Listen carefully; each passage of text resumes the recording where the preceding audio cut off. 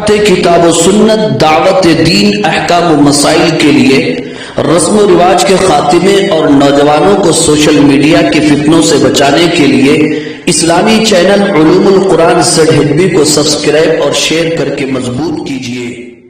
الحمدللہ الجبار والصلاة والسلام علی رسولہ المختار وعلی آلہ الاطہار واصحابہ الاخیار الی یوم القرار، اما بعد فاعوذ باللہ من الشیطان الرجیم،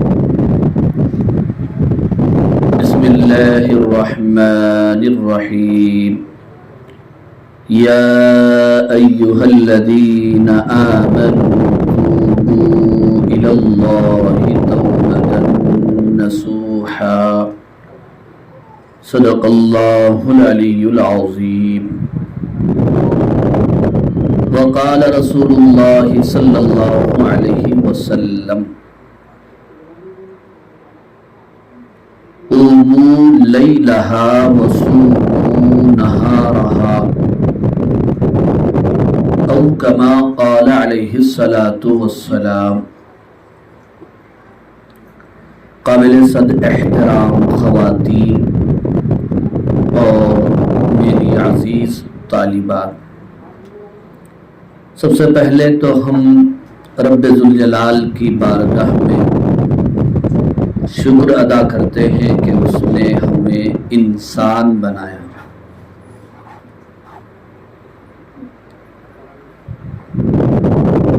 اور اسی پر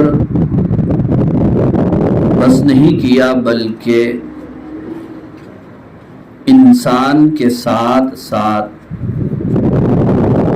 کامیاب انسان، ایمان والا انسان بنایا ہے۔ پھر اللہ کی مزید ہم پر توجہ یہ ہوئی کہ اس نے ہمیں سب سے آخری نبی اور پیغمبر حضرت محمد مصطفیٰ صلی اللہ علیہ وسلم کی امت میں پیدا فرمایا ہے۔ اللہ تعالیٰ کی بے شمار نعمتیں ہیں، بے شمار احسانات ہیں، اتنی نعمتیں اور اتنے احسانات ہیں کہ ان نعمتوں اور احسانات کو ہم گننا چاہیں تو گن نہیں سکتے۔ اس وقت ہم سب یہاں پر پستاپور کے ایک دینی مدرسے میں، جو خاص طور پر لڑکیوں کی تعلیم و تربیت کے لیے قائم کیا گیا ہے، جس کا نام میرے اور آپ کے آقا سرور کونین احمد مجتبی محمد مصطفیٰ صلی اللہ علیہ وسلم کی زوجہ مطہرہ، صدیقہ کائنات، عفیفہ کائنات، حضرت ابو بکر رضی اللہ تعالیٰ عنہ کی بیٹی، مادر امت، ام المومنین حضرت عائشہ رضی اللہ تعالیٰ عنہا کے نام کی طرف منسوب کرتے ہوئے رکھا گیا ہے۔ اس مدرسے کا نام عائشہ نسوان ہے۔ تو عائشہ نسوان، تو اس میں عائشہ جو نام ہے وہ دراصل ام المومنین حضرت عائشہ رضی اللہ تعالی عنہا کی جانب ہی منسوب ہے۔ ظاہر بات ہے جس ادارے اور مدرسے کا نام اتنی عظیم خاتون، مادر امت، عفیفہ کائنات، صدیقہ کائنات کی جانب منسوب ہو، وہ ادارہ انشاءاللہ ایک دن اپنے علاقے کا، نہ صرف اپنی ریاست کا ایک نمایاں معیاری ادارہ بن کر رہے گا۔ میں اللہ تعالیٰ کی ذات سے پر امید ہوں کہ اس مدرسے کے ناظم محترم حضرت حافظ عبد القادر صاحب خیری دامت برکاتہم سے اللہ تعالی اس ادارے کے سلسلے میں وہ عظیم اور نمایاں کام لینے والا ہے کہ ایک دن یہ ادارہ پورے علاقے کے لیے کیا پوری ریاست کے لیے ایک نذیر ہوگا. یہ نذیر کی پیشن گوئی ہے انشاءاللہ. اس لیے کہ بندے ناچیز مسلسل حافظ عبد القادر صاحب کی جستجو کو دیکھ رہا ہے اور محسوس کر رہا ہے ان کے جذبات کو، ولولوں کو، کہ وہ اس ادارے کو ایک معیاری مثالی ادارہ بنانا چاہتے ہیں. دعا فرمائیے اللہ رب العزت سے کہ اللہ تعالیٰ انہیں اخلاص و للہیت کے ساتھ اس عظیم اور جلیل خدمت کے لیے قبول فرمائے اور منظور فرمائے. اصل چیز ہے قبولیت اللہ تعالیٰ کی جانب سے. جب اللہ رب العزت کسی کو قبول فرما لیتے ہیں تو پھر اس سے کام لے لیتے ہیں. انشاءاللہ اللہ رب العزت یہ کام لیں گے. اور آپ صرف دعا فرمائیے اپنے گھروں میں اس ادارے اور مدرسے کے لیے کہ یہاں پر قرآن مجید کی تعلیم ہو، حدیث کی تعلیم ہو، دین کی تعلیم ہو، صحابہ کی تعلیم ہو، اولیاء اکرام کی تعلیمات ہوں. یہاں سے علم دین کے چشمے پھوٹے اور دریا بہہ جائے اور یہاں سے علم دین کی ہوائیں چلے پوری دنیا میں. اللہ تعالیٰ قبول اور منظور فرمائے. الحمدللہ اس ادارے کی عمر کوئی زیادہ نہیں ہے. ابھی یہ اس علاقے کا شیر خوار بچہ ہے. 6 مہینے کی عمر کیا ہوتی ہے، لیکن جو بچہ آگے چل کر صحت مند طاقتور ہونے والا ہوتا ہے اس کا بچپن ہی لوگوں کو بتا دیتا ہے کہ یہ آگے چل کر کتنا قوی اور طاقتور بچہ ہونے والا ہے. تو اس لیے شروع سے الحمدللہ اللہ تعالیٰ کے فضل و کرم سے ہمیں طالبات بھی میسر ہوئی اور باصلاحیت، باوقار، فکر مند، درد مند معلمات بھی ملی ہیں جو اس ادارے کو لے کر چل رہی ہیں اور بچیوں کو تعلیم دے رہی ہیں. ہماری وہ بچیاں جو 6 مہینے پہلے ہمارے اس ادارے کی 4 دیواری میں ایڈمیشن لیا، وہ اپنے اندر کافی تبدیلیاں تعلیم و تدریس کے لحاظ سے محسوس کر رہی ہیں. آپ انہیں پوچھ سکتی ہیں اور جائزہ آپ لوگ جائزہ بھی لے سکتے ہیں. اس ادارے کا مقصد جہاں تعلیم و تربیت ہے لڑکیوں کی، وہیں پر اس ادارے کا دوسرا مقصد یہ ہے کہ اس ادارے سے پورے علاقے کو ہر اعتبار سے فائدہ پہنچے اور پورا علاقہ اور بستی اس ادارے سے فیض حاصل کرے. یہ اس ادارے کے مؤسسین اور قائم کرنے والوں کا جو ہے ارادہ ہے. اللہ تعالیٰ قبول اور منظور فرمائے. بہرحال اس مختصر سی ابتدائی گفتگو کے بعد میں اصلی مدعے پر آنا چاہتا ہوں اور چند باتیں میں اپنے آپ سے زیادہ اور اس کے بعد آپ سے میں کرنا چاہتا ہوں، اس لیے کہ اس وقت میں ذاتی طور پر اس بات پر آمادہ نہیں تھا کہ یہاں پر آ کر میں گفتگو کر سکوں، کوئی بیان کر سکوں۔ میں اپنی ذاتی حالات کی وجہ سے اور مجبوریوں کی وجہ سے جہاں میں 20 سال سے ہر جمعہ خطابت کرتا ہوں، میں اس مسجد میں بھی آج پہنچ نہ سکا اور نہ ہی لب کشائی کر سکا، اپنی ذہنی دماغی الجھنوں اور پیچیدگیوں کی وجہ سے۔ لیکن ہمارے حافظ عبد القادر صاحب اللہ تعالیٰ ان پر رحم فرمائے، وہ مسلسل میرا تعاقب کرتے رہے اور اصرار کرتے رہے کہ آپ کو آنا ہے اور تقریر کرنا ہے، چونکہ آپ ہمارے ادارے کے نگران کار ہیں۔ وہ مسلسل حوصلہ افزائی بھی کرتے رہے۔ اللہ تعالیٰ ان کی جان مال میں خیر و برکت نصیب فرمائے، دن دگنی رات چوگنی ترقی نصیب فرمائے۔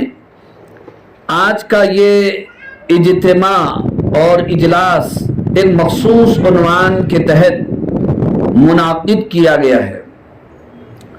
میں نے یہ بھی محسوس کیا کہ جس انداز میں آج پستاپور کی عورتوں کو یہاں پر جوق در جوق آنا چاہیے تھا، وہ آ نہ سکیں، اپنی مصروفیات و مشغولیات کی بنیاد پر ہو سکتا ہے، لیکن نہیں ہے نا امید اقبال اپنے کشت ویراں سے، ذرا نم ہو تو یہ مٹی زرخیز ہے ساقی۔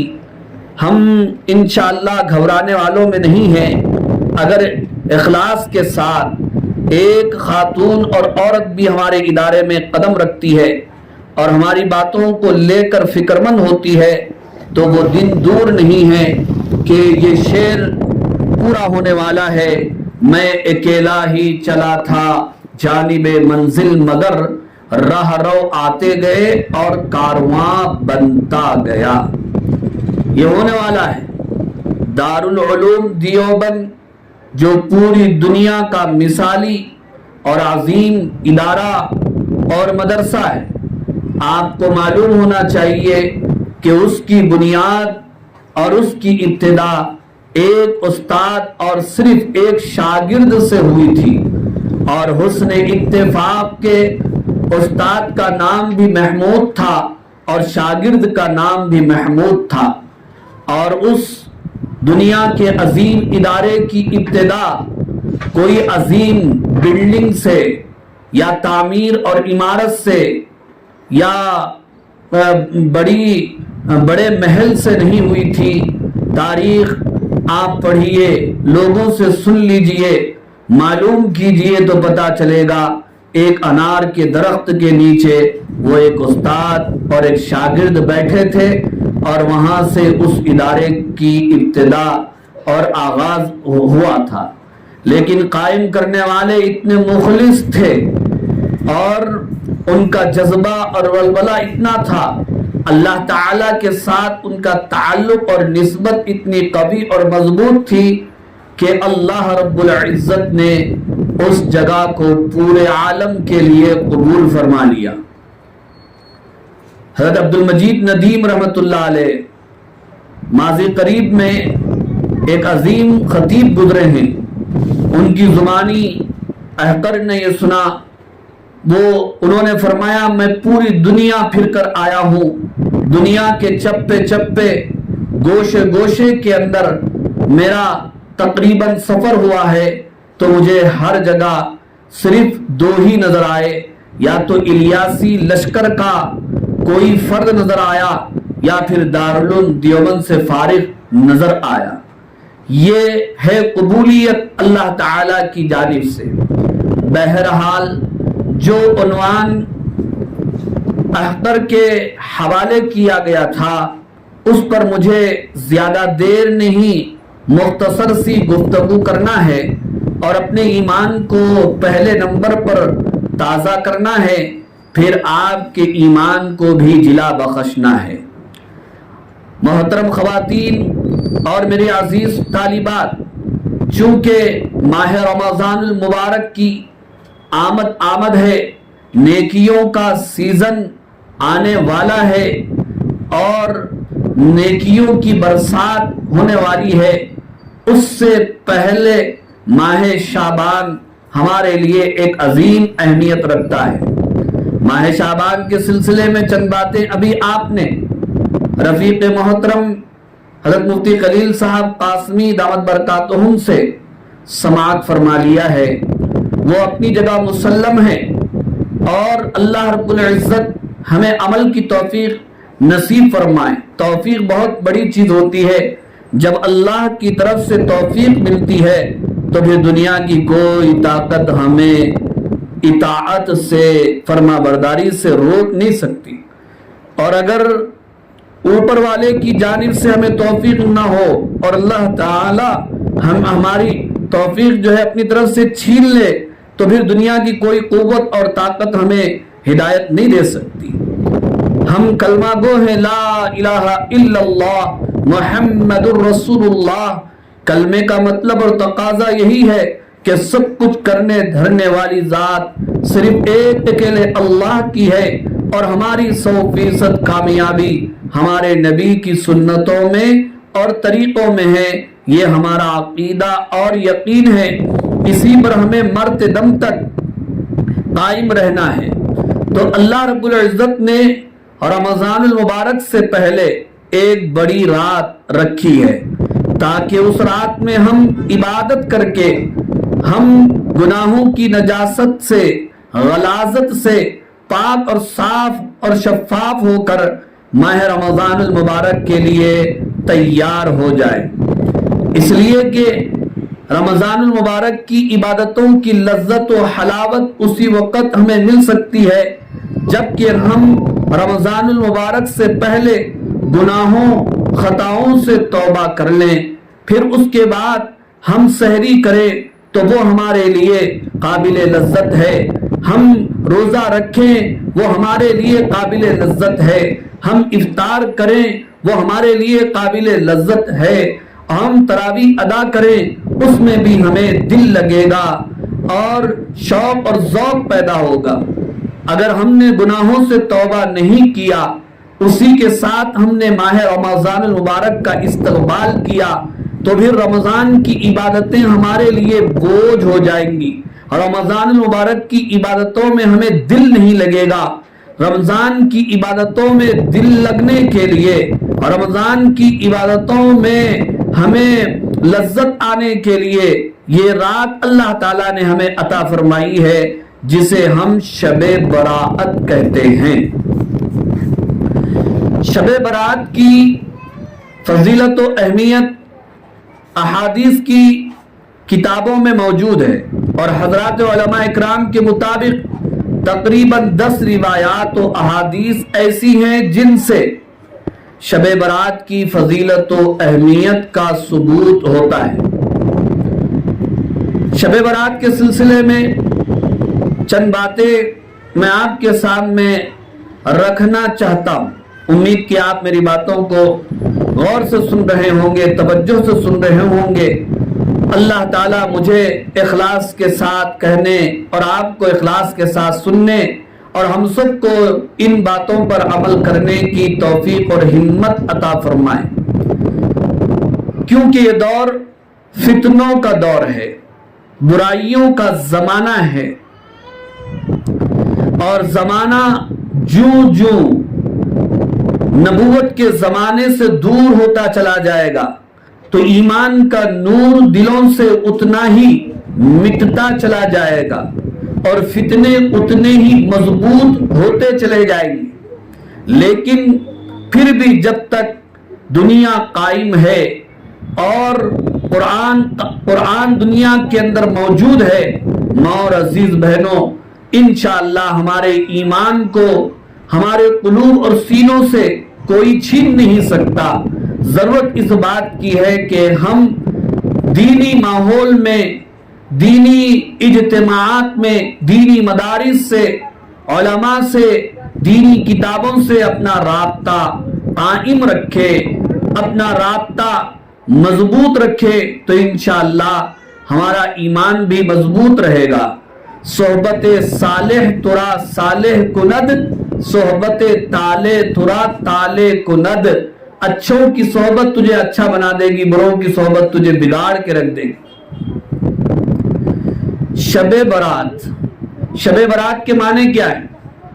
شب فارسی زبان کا لفظ ہے جس کے معنی رات کے آتے ہیں، اور براعت کے معنی آزادی کے آتے ہیں۔ شب برات کا مطلب آزادی کی رات، تو اس رات میں آزادی ہے۔ جب اس حساب سے ہم حدیث کا مطالعہ کرتے ہیں اور کتابیں پڑھتے ہیں تو پتہ چلتا ہے، چونکہ حدیث میں آپ صلی اللہ علیہ وسلم نے ارشاد فرمایا کہ اس رات میں اللہ تبارک و تعالی قبیلہ بنو کلب کی بکریوں کے جسم پر جتنے بال ہیں ان بالوں سے زیادہ جہنمیوں کو جہنم سے آزاد فرماتے ہیں۔ قبیلہ بنو کلب کی بکریوں کے جسموں پر جتنے بال ہیں ان بالوں سے زیادہ گنہگاروں کو اللہ رب العزت معاف فرماتے ہیں، ان کی مغفرت فرماتے ہیں۔ تو چونکہ اس رات میں جہنمیوں کو اتنی کثیر تعداد میں، جس کا ہم حساب نہیں لگا سکتے، جہنم سے آزادی ملتی ہے، اسی لیے اس رات کو اردو زبان میں شب براعت آزادی کی رات کہا گیا۔ اور عربی زبان میں اس کے کئی نام ہیں۔ ایک نام تو لیلۃ البراعت ہے جس کے معنی شب برات ہے، اور دوسرا نام لیلۃ الصق رکھا گیا ہے، اور اسی طرح اور بھی دو نام ہیں۔ تو یہ شب مغفرت بھی اس کو کہا جاتا ہے۔ یہ مغفرت والی رات ہے، یہ رحمت والی رات ہے، یہ براعت والی رات ہے، یہ آزادی والی رات ہے، یہ بندوں کو روزی دلانے والی رات ہے، یہ بندوں کو بیماریوں سے شفا دلانے والی رات ہے، یہ بندوں کو پریشانیوں سے چھٹکارا دلانے والی رات ہے۔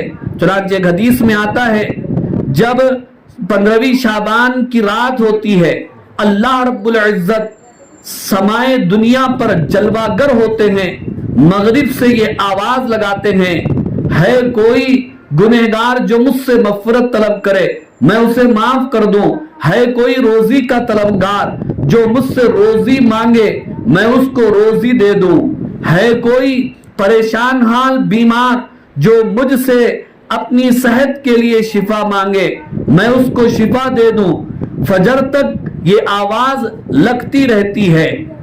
تو یہ رات اتنی عظیم رات، اور یہ رات ہم سے زیادہ دور نہیں ہے، بالکل قریب ہے۔ آپ لوگوں کو بھی معلوم ہوگا، آج جمعہ کا دن ہے، کل ہفتے کا دن ہوگا، پرسوں اتوار کا دن آئے گا، اتوار کے دن کی جو رات ہے، پیر کی جو رات ہے وہ شب برات ہے۔ تو شب برات کی ایک فضیلت تو ابھی آپ نے سن لیا۔ پھر اسی طرح ترمذی شریف جو حدیث کی مشہور معروف مستند کتاب ہے، اس میں حضرت عائشہ رضی اللہ تعالی عنہ کے حوالے سے ایک واقعہ نقل کیا گیا ہے۔ امی جان حضرت عائشہ رضی اللہ تعالی عنہ فرماتی ہیں، ایک رات کی بات ہے، میری آنکھ کھلی، میں نے اپنے بستر پر اپنے محبوب کو نہیں پایا، آپ کو تلاش کرتی ہوئی میں نکلی، جنت البقیع میں پہنچی، میں نے آپ کو دیکھا تو آپ کی نظر مجھ پر پڑی۔ آپ نے فرمایا، اے عائشہ کیا تم یہ سمجھتی ہو کہ اللہ اور اللہ کے رسول تم پر زیادتی کریں گے؟ میں نے کہا، یا رسول اللہ میں یہ سوچ رہی تھی کہ ہو سکتا ہے کہ آپ اپنی بیویوں میں سے کسی اور بیوی کے پاس تشریف لے گئے ہوں گے۔ آپ نے فرمایا، اے عائشہ یہ وہ عظیم رات ہے جس رات میں اللہ رب العزت سمائے دنیا پر جلوہ گر ہوتے ہیں اور آواز لگاتے ہیں، ہے کوئی گنہگار جو مغفرت طلب کرے میں اسے معاف کر دوں، ہے کوئی روزی کا طلبگار میں اسے روزی دے دوں، ہے کوئی بیمار جو صحت مانگے میں اس کو صحت دے دوں۔ اور اس رات میں اللہ تبارک و تعالی روزی تقسیم فرماتے ہیں، اور یہ آجال اور ارزاق کی تقسیم کی رات ہے۔ اس رات میں، اس رات سے لے کر آئندہ سال تک جتنے مرنے والے ہیں ان کی لسٹ فرشتوں کے حوالے کر دی جاتی ہے، روزی کی لسٹ فرشتوں کے حوالے کر دی جاتی ہے۔ اس لیے میں اس رات میں یہاں پر آیا تاکہ چونکہ یہ دعا، یہ مغفرت والی، رحمت والی رات ہے، میں اپنی امت کے لیے مغفرت کی دعا کروں، رحمت کی دعا کروں۔ یہ دعا کرنے کے لیے میں آیا ہوں۔ اس لیے عائشہ، تم یہ ہرگز مت سمجھنا کہ اللہ اور اس کے رسول تم پر زیادتی کریں گے۔ اب یہ حدیث بڑی مشہور حدیث ہے اور معروف حدیث ہے۔ اس حدیث سے کئی مسائل نکلتے ہیں۔ ایک تو یہ کہ اس رات میں عبادت کا اہتمام کرنا چاہیے، لیکن عبادت اجتماعی طور پر نہ ہو، سب مل کر نہیں، انفرادی الگ الگ عبادتیں کی جائے۔ اور عبادت کرنے کا طریقہ کون سا ہو؟ عبادت کرنے کا سب سے طریقہ یہ ہے کہ آپ اس رات کے لیے، اس رات کے اہتمام کے لیے، اس رات کے اہتمام کے لیے دن میں آپ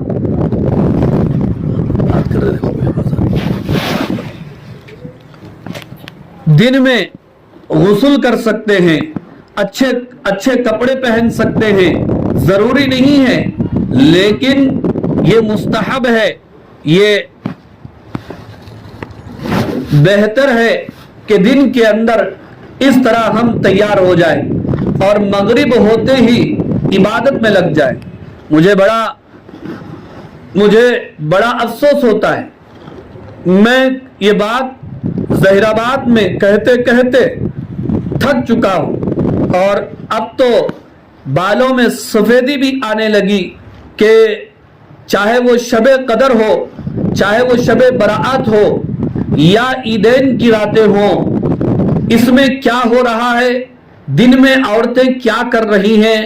دن کے اوقات میں عورتیں گھر میں جتنا سامان ہے، یہ چائے کی چھنی سے لے کے بڑے بگونے تک، ہنڈیاں اور جو ہے کپڑے، گھر کی ایک ایک چندی کو نکال کر اس دن دھوتے بیٹھتی۔ اب سارا دن کام کرے، تھک گئے، رات میں عبادت ہو سکتی؟ رات کے اندر عبادت نہیں ہو سکتی۔ اس لیے اگر گھروں کی صفائی کرنا ہو تو 2-3 دن پہلے آپ کر لیجئے، اور جس دن شب برات ہو، دن میں ہم شب برات کی عبادت کے لیے اس طور پر تیار ہو جائے، غسل کر لیں، اپنے پاس جو اچھے کپڑے ہیں وہ پہن لیں، اور مغرب کی فرض نماز ہوتے ہی مصلی پر بیٹھے بیٹھے عبادت کے اندر لگ جائے۔ یہ کس نے کہا کہ شب برات کا آغاز رات کے 1 بجے سے ہوتا ہے؟ یہ ہم نے تصور کر لیا، یہ ہماری سوچ ہے۔ جب کوئی رات ہوتی ہے تو اس کی ابتدا مغرب سے ہوتی ہے، فجر تک رہتی ہے، لیکن یہ ماحول کہاں پر دیکھنے میں آتا ہے؟ مغرب کے بعد کوئی عبادت کرنے والے نہیں ملتے، وہ تو مسجدوں کا ماحول بن چکا، مسجدوں میں مسجدوں کو سجایا جا رہا ہے اور لائٹنگ ڈالی جاتی ہے۔ اس رات کے اندر کیا کیا خرافات نہیں ہو رہے ہیں، پٹاخے پھوڑے جا رہے ہیں، آتش بازیاں ہوتی ہیں، کھیل کود ہوتا ہے، گھروں کے اندر، قبرستان کے اندر چراغ جلائے جا رہے ہیں۔ میں آپ کو بتا دوں تو آپ کو پتا چلے، اور میری بات یہ لکھ لو، میں اپنی طرف سے نہیں کہتا ہوں، کتابوں سے پڑھ کر یہ کہتا ہوں کہ شب برات کا اس طرح اہتمام ہندوستان میں ہوتا ہے، پاکستان میں ہوتا ہے، بنگلہ دیش کے اندر ہوتا ہے، اور اس سے کہیں زیادہ شب برات کا اس طرح اہتمام ایران کے اندر ہوتا ہے۔ اور ایران میں کیوں ہوتا ہے؟ ایران میں شیعہ ہے، اور شیعہ کا عقیدہ ہے کہ ان کے 12 امام ہیں، ان 12 اماموں میں ایک امام کا نام ان کے نزدیک امام مہدی ہے، وہ امام مہدی اسی رات میں آنے والے ہیں، یہ ان کا عقیدہ ہے۔ وہ اس عقیدے کی بنیاد پر ہر سال شب برات میں امام مہدی کا اس طرح استقبال کرتے ہیں، چراغاں روشن کرتے ہیں، پٹاخے چھوڑتے ہیں، کھیل کود کرتے ہیں، اس طرح استقبال کرتے ہیں کہ ہو سکتا ہے کہ ان کا 12واں امام کسی شب برات میں اس طرح نمودار ہو جائے اور استقبال ہو جائے۔ چونکہ ہمارے دکن کے علاقے میں ایک دور میں شیعوں کی حکومت تھی، تو انہی کا یہ اثر ہم پر پڑا، سنیوں کے اوپر پڑا۔ ان کی صحبت میں رہ کر ان کا دیکھا دیکھی ہم بھی چراغاں کرتے ہیں، ہم بھی آتش بازیاں کرتے ہیں، ہم بھی جو ہے پٹاخے چھوڑتے ہیں، ہم بھی حلوہ بناتے ہیں، ہم بھی ڈشیں تیار کرتے ہیں، اور ہم یہ سمجھتے ہیں کہ اس رات میں مردے قبرستان چھوڑ کر گھر آتے۔ ماشاءاللہ، ٹائم نہیں ہے، بات پہ بات نکلتی چلی جا رہی ہے۔ میں آپ کو بتاؤں کہ مردوں کی غذا کیا ہے؟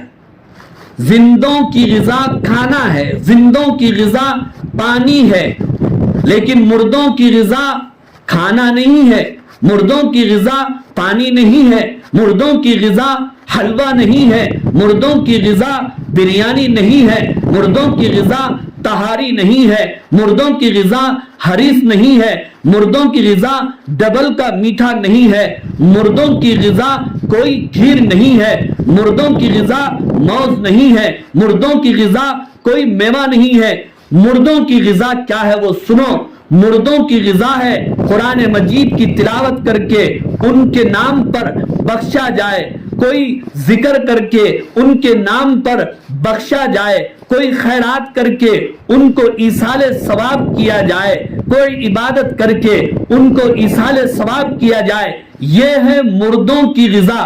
جب ہم قرآن پڑھ کر ان کے نام ایصال ثواب کرتے ہیں تو مردوں کو وہ ثواب پہنچتا ہے، جس کی بنیاد پر اللہ تعالیٰ ان کی مغفرت فرماتے ہیں، ان پر سے عذاب کو ہٹا لیتے ہیں، قبر کا عذاب ہٹا لیتے ہیں، قبر کی تنگی ہٹا لیتے ہیں، ان کے درجات کو بلند فرما دیتے ہیں، جہنم سے آزادی دے دیتے ہیں اور جنت میں داخلہ عطا فرما دیتے ہیں۔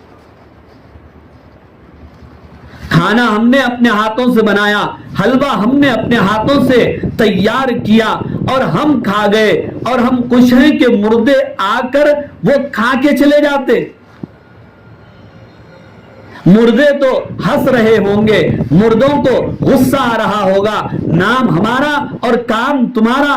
ماشاءاللہ، مردوں کے لیے ایصال ثواب کرو، قرآن پڑھ کر ان کے نام پر بخشو، خیرات کر ان کے نام پر کرو، اور کوئی ذکر کر کے ان کے لیے ایصال ثواب کرو۔ انشاءاللہ یہ ثواب ان تک پہنچے گا اور ان کو معلوم بھی ہوگا کہ یہ ثواب میرے بیٹے نے بھیجا، یہ ثواب میری بیٹی نے بھیجا، یہ ثواب میری دادی نے بھیجا، یہ ثواب میری نانی نے بھیجا، یہ ثواب میری بہن نے بھیجا، یہ ثواب میری بھابھی نے بھیجا، یہ ثواب میری بہن نے بھیجا۔ یہ مردوں کو معلوم تک بھی ہوتا ہے۔ یہ ہے ایصال ثواب کا طریقہ۔ تو اس رات میں مغرب کی نماز کے ساتھ ہی مصلی پہ بیٹھ کے اللہ تعالیٰ جتنی توفیق دے نفل نمازوں کا اہتمام کریں۔ جب نفل نماز پڑھتے پڑھتے آپ اور کوئی عبادت کرنا چاہتے ہیں، قرآن مجید کھول لیجئے اور جتنی توفیق اللہ کی طرف سے مل جائے ہمت کر کے کئی پاروں کی آپ تلاوت کیجئے، سورہ یاسین شریف کی تلاوت کیجئے، سورہ ملک کی تلاوت کیجئے، سورہ کہف کی تلاوت کیجئے۔ اس طرح جو بھی ہو سکتا ہے اس کا اہتمام کیجئے۔ پھر آپ قرآن مجید کی تلاوت کر لیں، درود پاک پڑھنا شروع کر دیں۔ درود پاک سے آپ جب فارغ ہو جائے تو پھر رات کے آدھے حصے میں جب ہر طرف سناٹا چھایا جا رہا ہو تو اس وقت دعاؤں میں لگ جائیں۔ اس رات میں اللہ تبارک و تعالی اپنے بندوں کی دعاؤں کو ضرور قبول فرماتے ہیں۔ دعائیں اپنے لیے، اپنی زندگیوں کے لیے اور خاص طور پر امت کے حالات کے لیے ضرور فرمائیں۔ حدیث میں آتا ہے، ابو داؤد کی روایت ہے، جس کا مفہوم یہ ہے کہ جب کوئی بندہ دوسروں کے لیے دعا کرتا ہے تو ایک فرشتہ اس کے پیچھے کھڑے ہو کر کہتا ہے، اللہ تجھے بھی وہ چیز عطا فرمائے۔ ماں اور عزیز بہنوں، ایک ہم ہیں دوسروں کے لیے دعا کر رہے ہیں، وہ دعا قبول ہوتی یا نہیں ہوتی ہمیں معلوم نہیں، اس لیے کہ ہم گنہگار ہیں، خطا کار ہیں، لیکن ایک فرشتہ ہمارے سر پر کھڑے ہو کر ہمارے لیے دعا کر رہا ہو، وہ معصوم نوری مخلوق کی دعا اللہ ہمارے حق میں ضرور قبول فرمائیں گے۔ پھر اللہ نے اگر توفیق دی، صلاۃ التسبیح کا اہتمام کیجیے، آپ وہ طریقہ بھی سیکھ لیجیے، آپ پھر تہجد کی نماز کا اہتمام کیجیے، پھر اس کے بعد دوسرے دن کے لیے اگر آپ سحری کرنا چاہیں، اس دن کا روزہ نفل ہے، ضروری نہیں ہے۔ ابن ماجہ کی ایک روایت میں نے آپ کے سامنے پڑھا، قوموا لیلہا وصوموا نہارہا، اللہ کے نبی صلی اللہ علیہ وسلم نے فرمایا کہ اس رات میں قیام کرو اور اس کے دن میں روزہ رکھو۔ تو معلوم یہ ہوا رات میں قیام کا مطلب عبادت ہے، قیام کا مطلب اچھی طرح مضبوطی کے ساتھ عبادت کرنا چاہیے، اور صوموا نہارہا، دن کے اندر روزہ رکھو۔ اب عورتیں یہاں پر آ کر کے ایک اور مسئلہ نکال دیے، ایکھیری روزہ کیسے ہوتا؟ کیا یہ شادی ہے؟ دلہن کے بازو ایک یہ دلہن کو جو ہے کچھ اڑانا رہا تو ایک کو بہن کو بٹھاؤ، دولہا ایک ہے، ایک ہیری ہوتا اس کے بھائی کو بٹھاؤ، یہ نہیں، جتنا شریعت میں ہے اتنا ہی کرنا، یہ ہے شریعت، اور شریعت میں جتنا نہیں ہے اس میں کم اور زیادہ کرنا یہ ہے بدعت۔ کل بدعت ضلالہ وکل ضلالۃ الی النار، کہ ہر بدعت گمراہی ہے اور ہر گمراہی بندے کو جہنم کی طرف لے جاتی ہے۔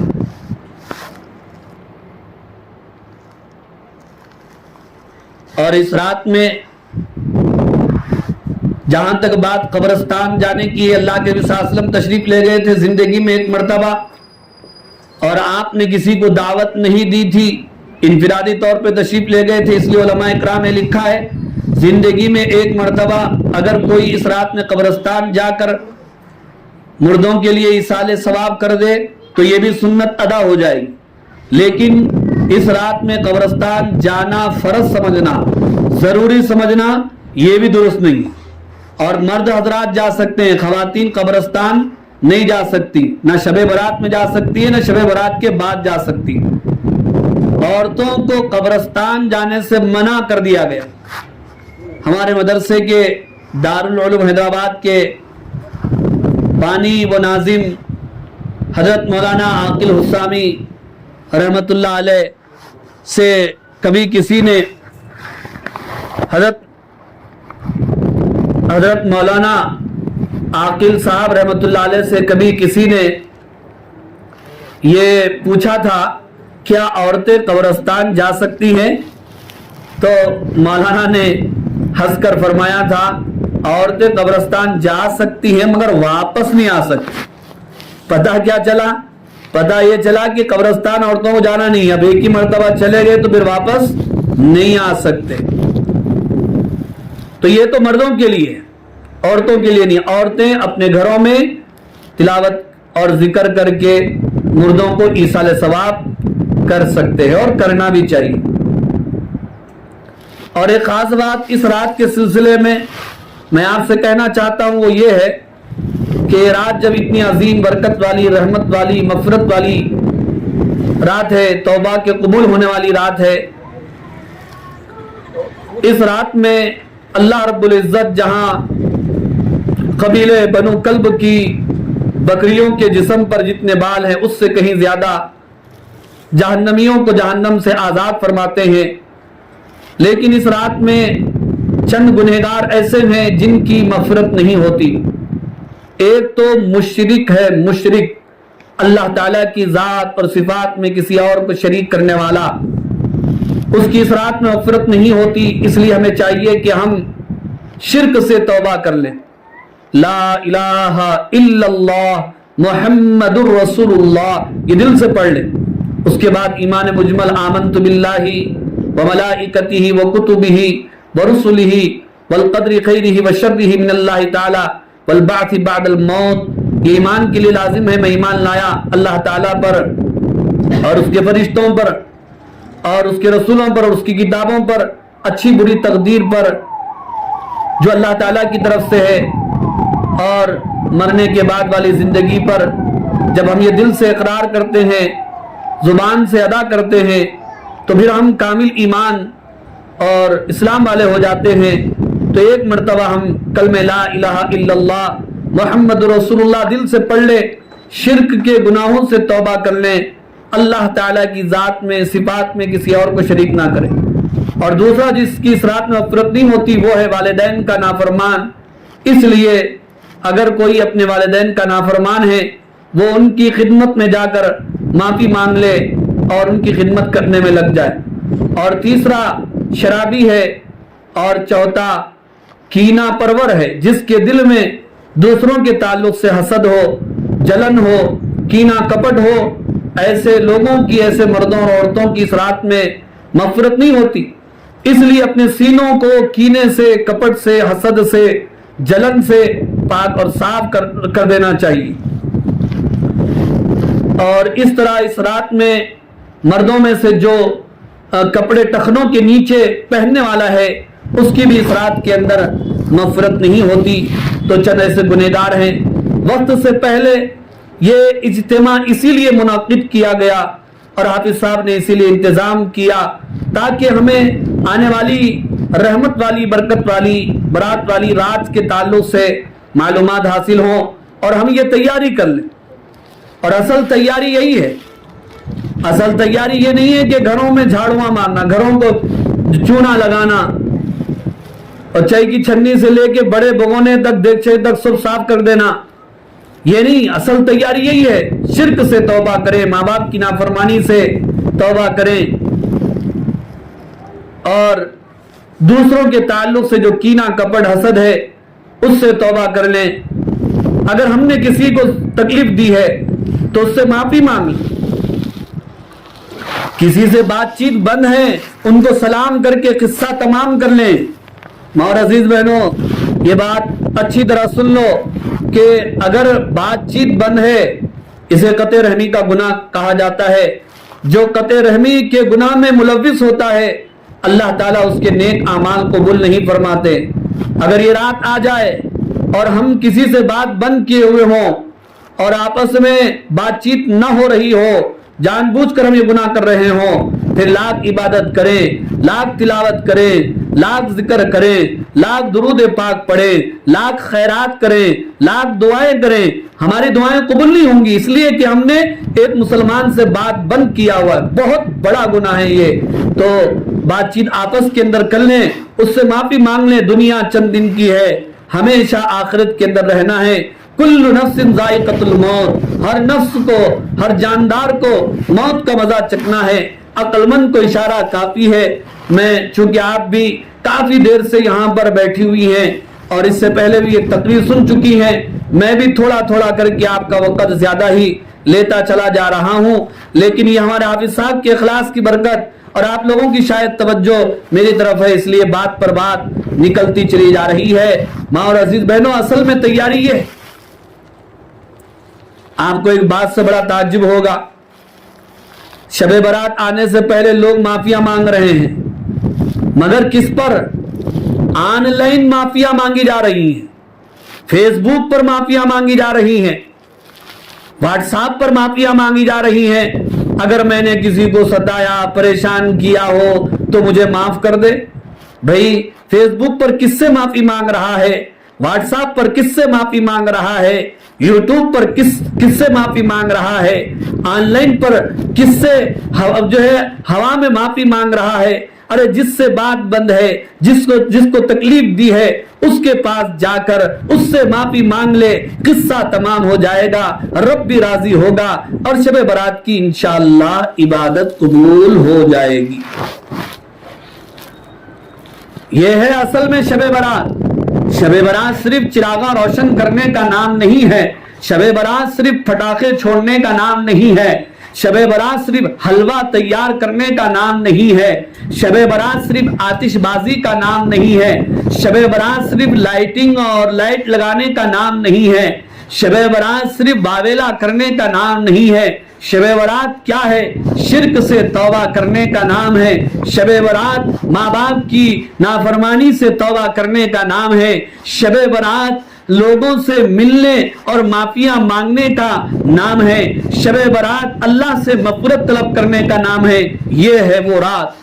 تو رات جب آنے والی ہے، میں آپ سے یہ بھی گزارش کروں گا، ہم جتنی تقریر کرتے ہیں صحیح پوچھئے اتنی عبادت ہم بھی نہیں کر پاتے، لیکن ہمارے کئی بھائی ایسے ہیں، کئی مسلی ایسے اور مسلمان مرد ایسی ہیں، مائیں بہنیں بیٹیاں ایسی ہیں جو اپنی پوری رات مصلی پر آج کے فتنوں کے دور میں وہ گزارتی ہیں۔ انہیں ٹی ویوں سے کوئی مطلب نہیں ہوتا، انہیں فونوں سے کوئی مطلب نہیں ہوتا۔ آج بھی فاطمہ کی بیٹیاں وہ زندہ ہیں، آج بھی خدیجہ کی وہ بیٹیاں زندہ ہیں، آج بھی عائشہ کی وہ بیٹیاں زندہ ہیں، آج بھی آسیہ کی وہ بیٹیاں زندہ ہیں، آج بھی وہ رابعہ بصریہ موجود ہیں جو پوری رات مصلی پر اللہ کے حضور عبادت میں گزارتی ہیں۔ اس لیے میں آپ سے یہ گزارش کرتا ہوں کہ ہم گنہگاروں کے لیے آپ بھی دعا کریں، اس ادارے کے لیے بھی دعا کریں کہ اللہ تعالیٰ یہاں پر زیادہ سے زیادہ تعداد میں پستہ پور ہی سے نہیں بلکہ اطراف و اکناف ہی سے نہیں بلکہ زہرآباد کے ہر گوشے محلے سے اور زہرآباد کے ہر قریے سے یہاں پر بیٹیاں لڑکیاں آ کر جوق آ کر یہاں پر ایڈمیشن لے اور یہاں سے وہ استفادہ حاصل کرے، اور یہ مدرسہ جو آج مدرسہ کہلا رہا ہے اپنے علاقے کا یونیورسٹی بن جائے، اپنے علاقے کا ایک جامعہ بن جائے اور پورا علاقہ یہاں سے سیراب ہو۔ ہزاروں کی تعداد میں بیٹیاں یہاں سے عالمیت کی سند حاصل کر کے جائیں، حفظ کی سند حاصل کر کے جائیں، مولویت کی سند حاصل کر کے جائیں، یہاں کا مکتب بھی قبول ہو، یہاں کی ہر محنت قبول ہو، یہ ہماری جستجو ہے۔ آج مٹھی بھر طالبات یہاں پر موجود ہیں، مٹھی بھر خواتین یہاں پر موجود ہیں، ہم مایوس نہیں ہیں، اس لیے کہ ایک دن انشاءاللہ یہی آئے گا کہ اس مٹھی بھر جماعت سے اللہ وہ کام لینے والا ہے کہ اس ادارے کا نام پوری دنیا میں انشاءاللہ روشن ہوگا۔ اس لیے آپ سے یہ گزارش ہے کہ چونکہ رمضان سامنے ہے، پھر رمضان کے بعد جب دوبارہ یہاں پر نئے ایڈمیشن ہوں گے اور داخلے ہوں گے، آپ ابھی سے ارادہ کیجئے کہ اپنی بچیوں کو آپ یہاں پر داخلہ دلوائیں، ان کو حافظہ، ان کو عالمہ، ان کو مولویہ، قرآن پڑھنے والی، حدیث کا درس دینے والی، اللہ اور اس کے رسول کا نام لینے والی وہ بن جائیں، اس کا آپ ارادہ کریں۔ انما الاعمال بالنیات، اعمال کا دار و مدار نیتوں پر، ارادوں پر ہوتا ہے، سوچوں فکروں خیالوں پر ہوتا ہے۔ ہماری فکر جیسی ہوتی ہے اللہ تعالیٰ کے فیصلے ویسے ہوتے ہیں۔ ایک بچی کو ہم حافظہ عالمہ بنائیں گے، کل قیامت کے دن کوئی ڈاکٹر بیٹی ہوگی اس کی سفارش قبول نہیں کی جائے گی، کوئی انجینئر ہوگی اس کی سفارش قبول نہیں کی جائے گی، کوئی جو ہے دنیاوی تعلیم یافتہ ہوگی اس کی سفارش قبول نہیں کی جائے گی۔ ایک حافظہ آئے گی، ایک عالمہ آئے گی، ان سے کہا جائے گا کہ تم اپنے خاندان کے ایسے 10 لوگوں کی سفارش کرو جن کے لیے جہنم ثابت ہو چکی ہے، وہ سفارش کریں گے تو ایسے 10 جہنمیوں کو ان کی سفارش کی بنیاد پر اللہ تعالیٰ جنت میں داخلہ عطا فرمائیں گے۔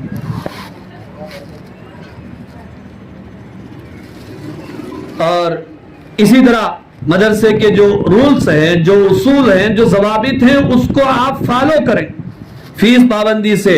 یہ فیس بھی آپ کی کس لیے ہے؟ یہ آپ کی تعلیم کے لیے، بچی کی ترقی کے لیے، یہ دین کی خدمت کے لیے لگ رہی ہے۔ ڈریس کا اہتمام کریں، صفائی کے ساتھ ان کو بھیجیں، ان کا بیاگ اور ان کا جو بستہ ہے، ان کی جو کتابیں ہیں اچھی رکھنے کی جو ہے کوشش کریں آپ۔ تو بہرحال دعا فرمائیے